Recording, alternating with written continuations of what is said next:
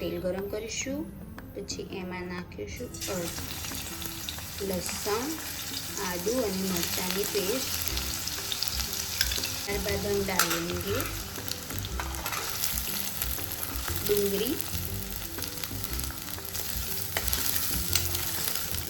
હવે આપણે એડ કરીશું શિમલા મરચું,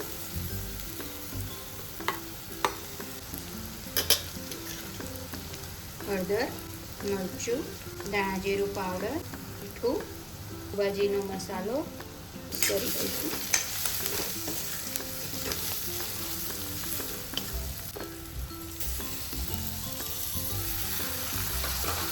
ટામેટા ને મિક્સ કરી દઈશું।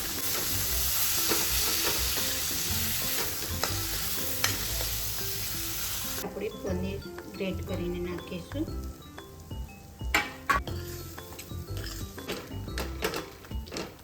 હવે છેલ્લે ચીઝ ગ્રેટ કરી લઈશું અને પછી તૈયાર છે આપણી ચીઝ મસાલા પનીરની સબ્જી। Thank you for watching.